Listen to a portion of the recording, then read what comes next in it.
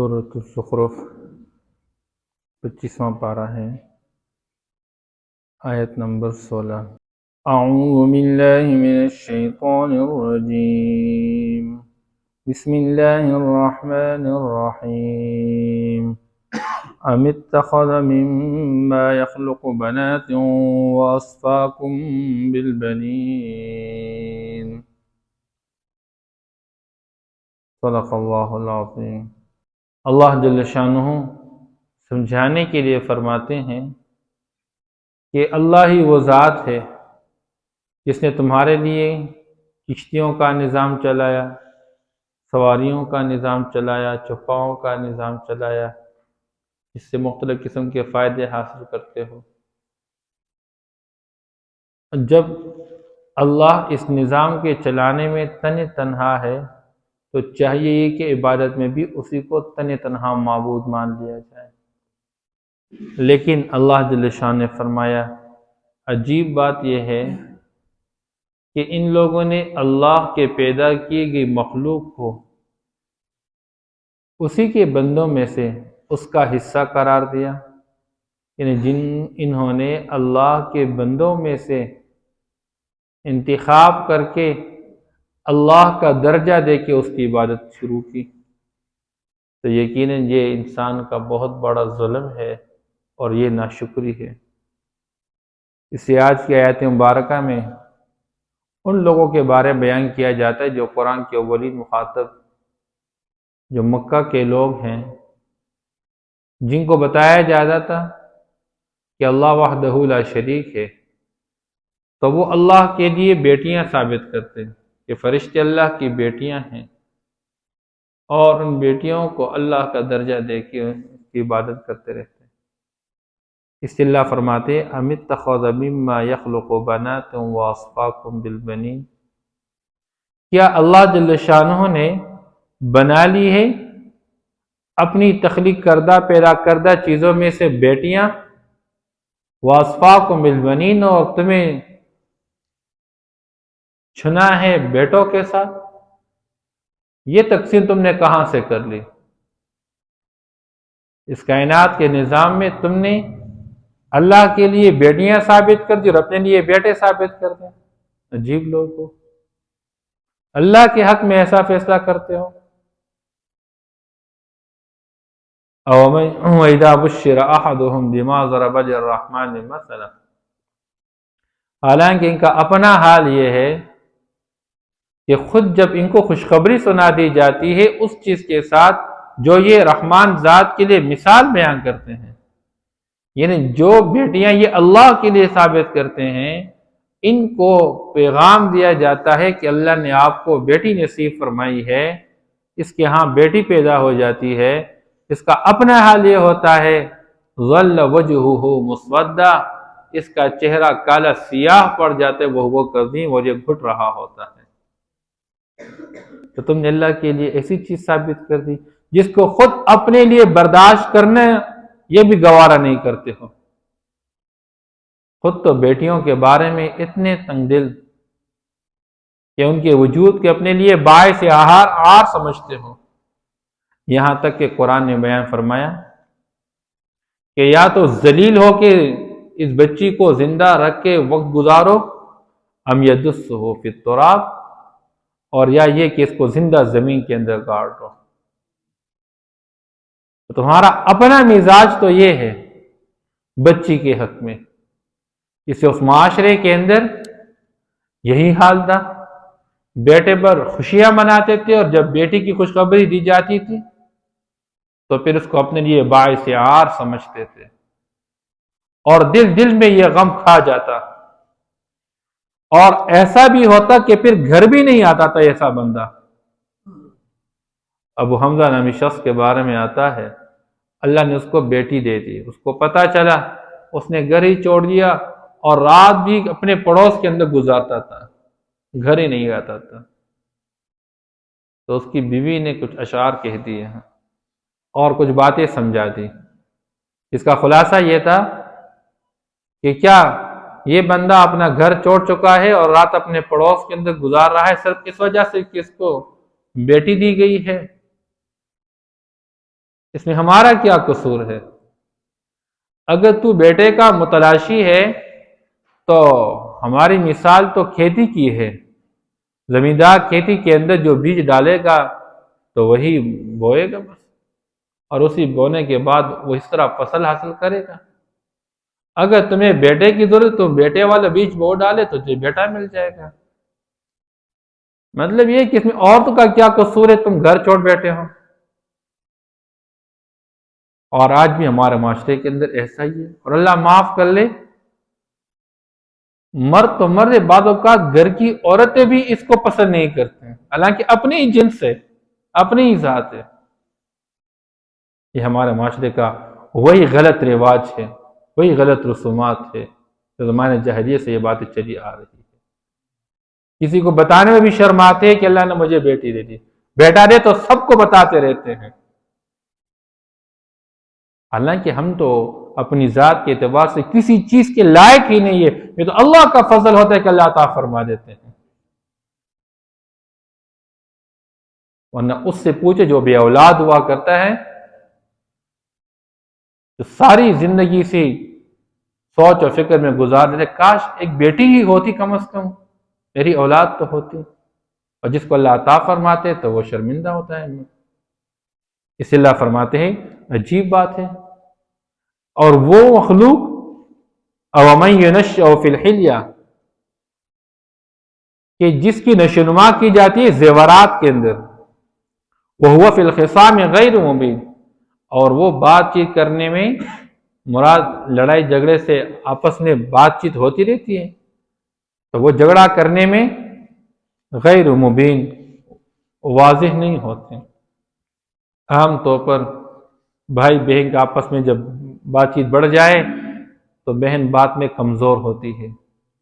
بھائی بات میں جری ہوتا ہے۔ اسی طرح بیٹی عورت کا، اس کی فطرت کے اندر یہ بات ہے کہ وہ بات کرنے میں زیادہ جرت نہیں کر سکتی، اور مرد بات کرنے میں جرت محسوس کرتا ہے۔ اگرچہ بعض عورتیں ہوتی ہیں اس طرح کہ ان کی زبان بہت دراز ہوتی ہے اور وہ مردوں سے بھی زیادہ تیز بولتی رہتی ہیں، لیکن عمومی مزاج عورت کا یہ ہوتا ہے کہ وہ بات کے اندر جرت نہیں کر سکتی، اور وہ ضعف اور کمزوری کا مظاہرہ کرتی رہتی ہے۔ اس لیے آپ صلی اللہ تعالی علیہ وسلم نے جس حضرت زید رضی اللہ تعالیٰ عنہ کو اپنا بیٹا قرار دیا، بولا بیٹا، اس کا بیٹا تھا اسامہ، یہ اللہ کے محبوب کا محبوب کہلایا جاتا تھا۔ ایک مرتبہ اس کے ہاتھ پہ زخم لگ گیا، آپ صلی اللہ تعالیٰ وسلم نے اس کے ہاتھ کے زخم کو، خون کو صاف کیا، اور محبت سے فرمانے لگے اگر یہ ہماری بیٹی ہوتی تو ہم اس کو زیورات پہنا دیتے ہیں۔ تو عورت کے اندر یہ دو چیزیں ہوتی ہیں، ایک عورت کا مزاج بناؤ سنگار، صبح شام اسی میں اچھے سے اچھا سوٹ، اور ایک شادی میں ایک سوٹ ایک مرتبہ پہن لے، پھر اسی شادی کے اندر دوسرے دن وہ سوٹ برداشت نہیں کرتے، پھر جوتے اس کے سمیت مکمل مناسب جوتے، اسی رنگ کے مطابق یہ کنگن چوڑیاں جو چیزیں ہیں مختلف قسم کے۔ آج مردوں کی بہت بڑی تکلیف دہ زندگی اس وجہ سے بھی ہے، صحابہ کی زندگی بالکل سادہ۔ عائشہ رضی اللہ تعالیٰ عنہ فرماتی ہے میرے گھر کے اندر ایک جوڑا تھا کہ ایک باندی بھی اس کو اب پہننے کے لیے تیار نہیں، حالانکہ ہمارے ہاں اس ایک جوڑے کے اندر 50 بچیوں کی رخصتی ہو چکی، اور آج کل ایک رات کے ایک سوٹ کے لیے پتہ نہیں کتنے پیسے دیے جاتے ہیں۔ یہ نخرے عورتوں کے اندر، اس لیے عورتوں کے لیے بناؤ سنگار یہ ممنوع نہیں ہے، لیکن اس کو زندگی کا مقصد بنانا اور گھنٹوں گھنٹوں اس پہ ضائع کر لینا یہ ممنوع ہے، اس سے اپنے آپ کو بچانا چاہیے۔ تو اللہ جل شانہ فرماتے ہیں اومن ينشأ فی الحلیہ، کیا وہ مخلوق جس کی نشوونما کی جاتی ہے زیورات کے اندر، وہ اتنے کمزور، وہو فی الخصام غیر مبین، جو بات کرنے میں بھی جھگڑنے میں بھی غیر واضح ہوا کرتی ہے، تو یہ اللہ کے لیے اس مخلوق کو ثابت کرتے ہیں، خود اس پر شرم محسوس کر لیں، خود اس کی وجہ سے گھر سے باہر نکلنے کے تیار نہیں، بلکہ گھر سے بھی باہر نکل کے واپس اپنے محلے کے اندر کسی کے سامنے منہ دکھانے کے اپنے آپ کو قابل نہیں سمجھتا، یہ اللہ کے لیے وہ بیٹیاں ثابت کرتے ہیں۔ اللہ فرماتے ہیں وَجَعَلُوا الْمَلَائِكَةَ الَّذِينَ هُمْ عِبَادُ الرَّحْمَنِ، اور ان لوگوں نے ان فرشتوں کو جو کہ اللہ رحمان ذات کے بندے ہیں اس کی بندگی میں لگے ہوئے فرشتے اناسا ان کو مؤنثات بنا دی، ان کو عورتیں بنا دی۔ اشہدوا خلقہم، ان کو کہاں سے پتہ چلا، ان کو کیسے پتہ چلا کہ وہ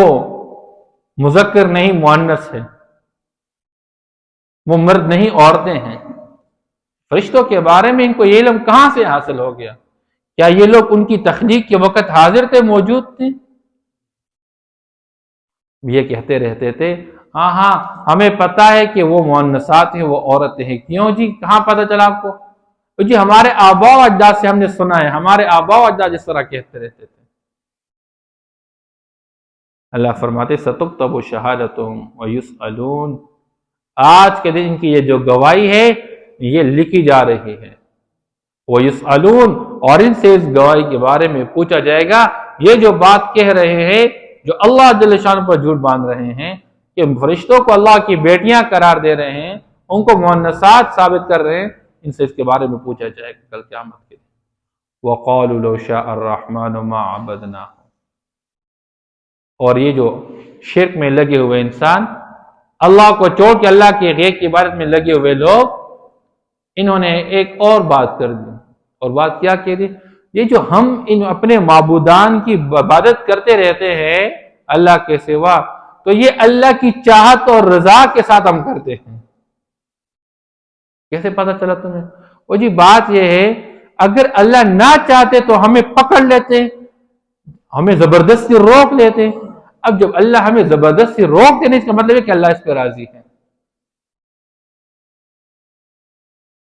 اب اللہ معاف کرے، ہمارے معاشرے کے اندر بھی بعض لوگ کیا کہتے ہیں، جب ان سے کہا جاتا ہے او بھائی یہ زندگی چھوڑو، یہ گندی زندگی ہے، یہ گناہوں کی زندگی ہے، یہ اللہ کو ناراض کرنے والی زندگی ہے، بس جی کیا کرے، بس اللہ کی یہی چاہت ہوگی، ہمارے لیے اسی کا انتخاب کیا ہوگا۔ یہ ہمارے عام طور پر بعض لوگوں کی زبان سے باتیں نکلتی رہتی ہیں۔ نہیں،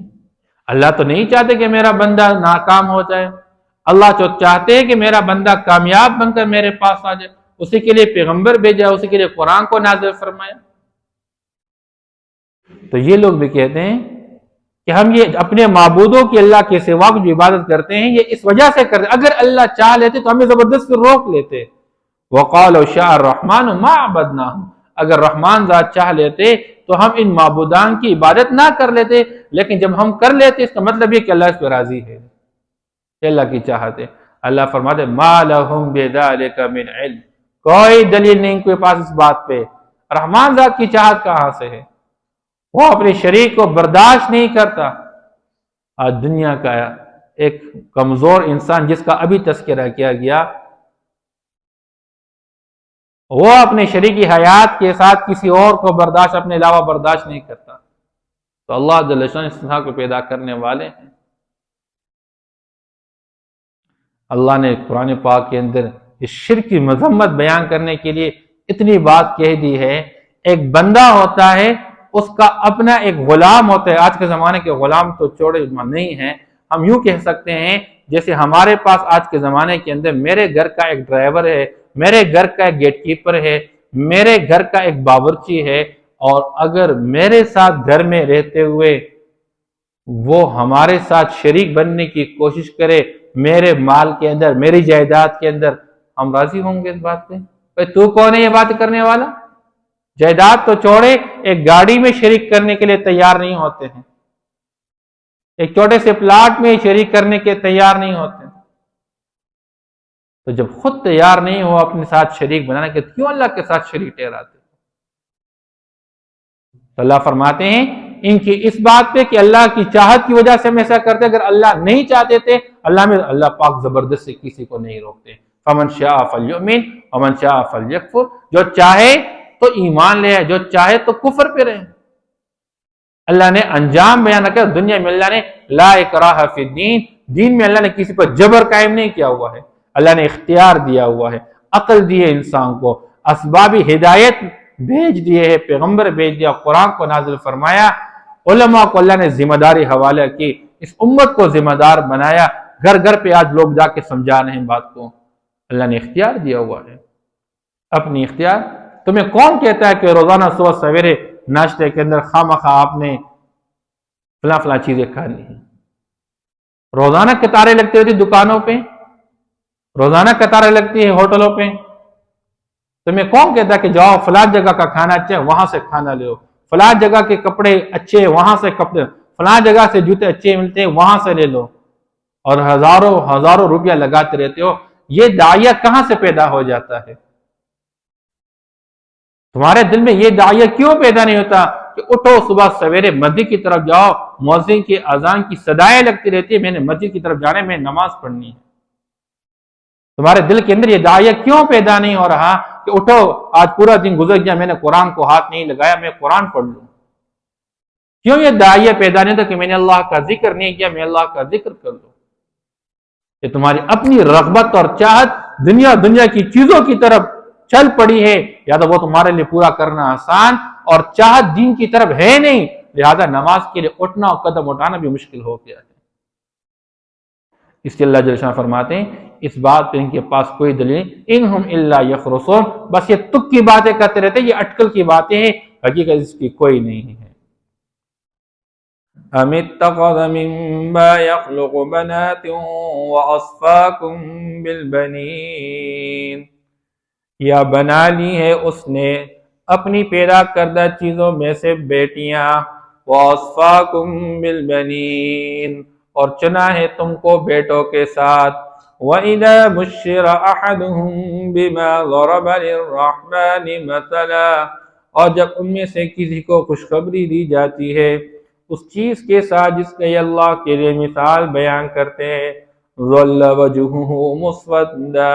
تو اس کا چہرہ کالا سیاہ بن جاتا ہے، وَهُوَ كَظِيمٌ، اور وہ گھٹ رہا ہوتا ہے،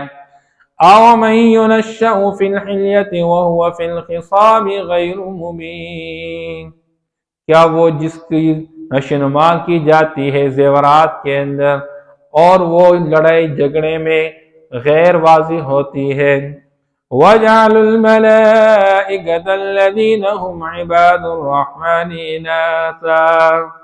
اور بنائے انہوں نے فرشتوں کو وہ جو رحمان کی بندگی میں لگے ہیں، رحمان کے بندے ہیں، اناسا مؤنثات عورتیں بنائیں، اشہدوا خلقہم، کیا یہ لوگ ان کی تخلیق کے وقت موجود تھے، ستکتب شہادتہم ویسألون، ان کی یہ گواہی لکھی جائے گی اور ان سے پوچھا جائے گا، وقالوا لو شاء الرحمن ما عبدناہم، اور کہتے ہیں کہ اگر رحمان ذات چاہ لیتے تو ہم ان معبودان کی عبادت نہ کر لیتے، ما لہم بذلک من علم، نہیں ہے ان کے پاس کوئی دلیل اس بات پر، انہم الا یخرصون، نہیں ہے یہ مگر اٹکل کی باتیں کرنے والے، بلکہ یہ تک کی باتیں کرتے ہیں۔ صدق اللہ علیہ۔